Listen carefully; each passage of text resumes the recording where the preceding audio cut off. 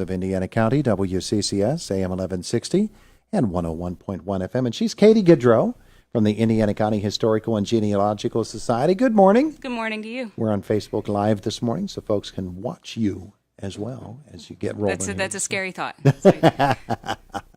Hey, this is a big event, the 1,000 for a buck sale happening at the Historical and Genealogical Society. Is this the second year you've done this? This is the second year we've done this. We did it in the past. It was many years ago. We thought we would resurrect the event and give it a try.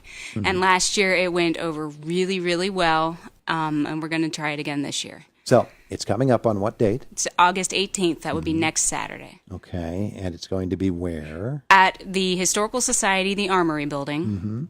And it begins at 9, and it'll be over right around 2 or when we're out of stuff. It's one of those sales that is pretty well self-explanatory, isn't it? Pretty much, yeah. We have 1,000 items. Each item is $1 a piece. Wow. So what are we talking about? We've got home goods. We've got some pieces of furniture, sporting goods, kids' toys, little jewelry, and some books. Wow. Pretty much everything you could think of. And everything's $1. Everything's $1. Wow. Yep. I like it so much. I think if you sell everything, I can do the math here, you're going to end up with $1,000. Correct. That is the plan. Yeah. That is the hope there. All right. So my plan is to go buy the Jimmy Stewart statue for $1, and then I'm just going to go through the museum itself and just take things off the shelves for $1. Okay, so for the record, we're not selling the Jimmy Stewart statue. And all of the items for the sale have been donated by our volunteers and by our membership. So we aren't selling actual artifacts.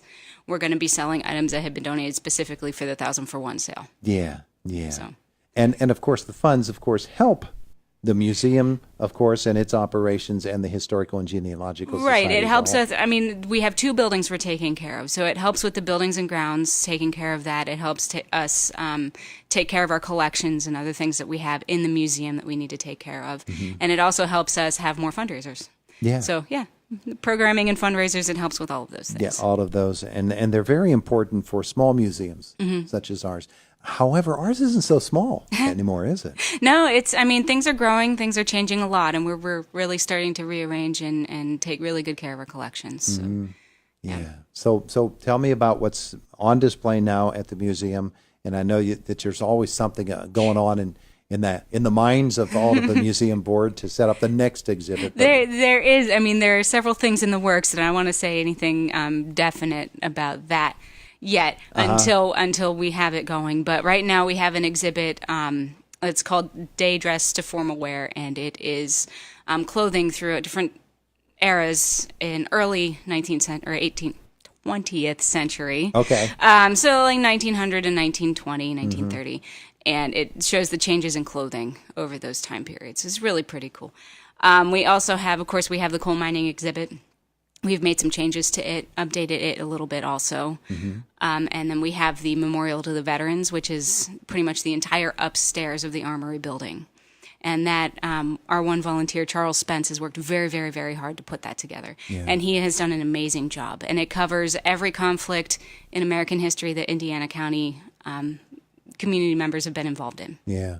We walk across the street to the memorial right outside the courthouse, and sometimes I know people are just amazed at the fact that Indiana County has had people in every conflict that the United States has been involved in, and people who have sacrificed their lives. And even before it became the United States. So the Revolutionary War, obviously we had people involved in it, but also the French and Indian War was a really big thing around here. And there were people here that had been involved in that conflict. We have artifacts and things going the whole way back to that conflict and then up to the present. Remember when Dr. Bill Betts did his book on Armstrong County and John Armstrong and how much Indiana County, of course, were next door neighbors to Armstrong County, and between Westmoreland County and Armstrong comes Indiana, and from Fort Ligonier to Fort Armstrong, there's a great history there for Indiana County as well. Right. All right, I want to go back to what you said about the fashions from the early 20th century. Right. Women's fashions especially. Boy, did they make a change. They did. They started, you were long skirts down to the ground. Right. And long skirts had been the thing for many, many, many years. I'm talking, several hundreds of years. And it was really the 1920s, the teens and the 20s that brought those hemlines up. Yeah. And it was the first time we had ever seen that.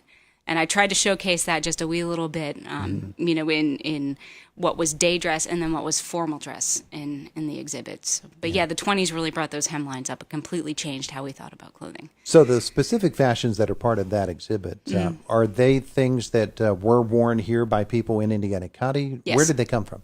Yes, a majority of the clothing in our collection came from people who had lived in this community, Indiana County, and maybe its surrounding areas. But all of the clothing that we have in our collections had been worn, made, and or used by people that lived here. And we have men's fashions up right now and women's fashions, and they were all used by people in this county. Wedding attire. Is there anything of that? Because I know how much they have changed down through the years, and those dresses get handed down, don't they? Right, they do. We recently did a wedding dress exhibit, which I thought was completely fascinating because wedding dresses historically had not been white. It's a new thing for wedding dresses to be white. So historically, they had been black or brown or blue or whatever color you happen to have.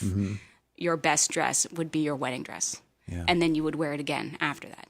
But it's a modern convention to wear white once on your wedding day and then put it away, never to wear it again. So I wanted to showcase that also in different wedding dresses at different time periods. And then, of course, how the cuts change, how the styles changed over 100, 150 years. How far into the 20th century did you go with the current exhibit up to 1940? 1940. Wow. So you went right through the flapper era and then the 1930s and 40s styles. The 1930s styles, of course, would be influenced by the Depression as everything was. Right. And then 1940 styles would be influenced by the war. Yeah, which is also another fascinating aspect of fashion and how fashion correlates with what's going on socially and politically, is that, hemlines were really long. And then the 20s, they became short. In the 30s, they became long again. But the 40s, they became short because all the fabric was being used elsewhere. Yeah. So they had to have shorter hemlines in the 40s because they couldn't use all the fabric that they had been using before. Yeah. It's fascinating stuff. It is, and it's on exhibit right now. It is. Yeah. Yep. Okay. So for folks who don't know, summer hours, are they different from the rest of the year? No, it's regular hours all year round. And they are? They are Tuesday through Friday. We're open from 9 to 4, and Saturday 10 to 3. Okay. So that's a little bit of what's happening, but you actually have to go there to experience it. Exactly. The museum and the Historical and Genealogical Society building itself, they're really cool places to go I think they're really cool places to go, yeah. Yeah. Okay, so let's get back to this fundraiser. It's happening on August the 18th. That's next Saturday. Next Saturday, yep. And it's from 9 a.m. to 2 p.m. $1,000 for $1. Right. Yeah. Now, is there exactly 1,000? I have a feeling there's many more than 1,000 items. Yeah. We just kept collecting and stuff. Yeah, so there might be a few more than that. Terrific. And the fact that it's 1,000 items and they're all donated by people from around here it really points out that people really recognize the value of the entire organization and what you do. Right. Yeah. Terrific. Because it is important. Our mission is important. It's important to keep the history alive here. So. So as you've been going through some of the things, you said all kinds of different items, jewelry and toys and things of that nature. Yeah, these aren't used things for the most part, are they? These are. I mean, it's a yard sale essentially, so it's going to be secondhand stuff. I don't want to say that it's like used, so it's not that nice anymore. We have a lot of really nice things for sale, but yeah, it is all secondhand items. Gently used. Gently used. Gently used, as they say. Beautiful. Okay, so it's happening Saturday, August 18th, 9 a.m. to 2 p.m. at the Indiana County Historical and Genealogical Society buildings, the Armory Building at 621 Wayne Avenue in Indiana. Katie, thank you. Thank you for having me. All right, so you're thinking about fall programming, right? What's coming up? So we have coming up, there is a Fall Ladies Tea that will be held on September 22nd. There is, we're looking at some Spooktober events for October. We're really excited about working with the PSIUP again, Paranormal Society of IUP, for doing investigations. Well, they were looking for ghosts at the Clark House, weren't yes, they were. And did they find them? I'm not going to say. You'll have to. You'll have to come back for when we do the reveal again in October. And then, of course, we have our annual meeting is also in October, and our Christmas open house, which is in December. All right. So all of those things are a lot of stuff coming up. Coming soon. Yep. Coming soon. And you'll come back and tell us about them? Absolutely. Very good. Thanks for coming in this morning. Thank you for having me. We appreciate it. That's Katie Gaudreau, the Historical and Genealogical Society of Indiana County, the annual $1,000 for $1 sale It's happening next Saturday, the 18th, 9 a.m. to 2 p.m.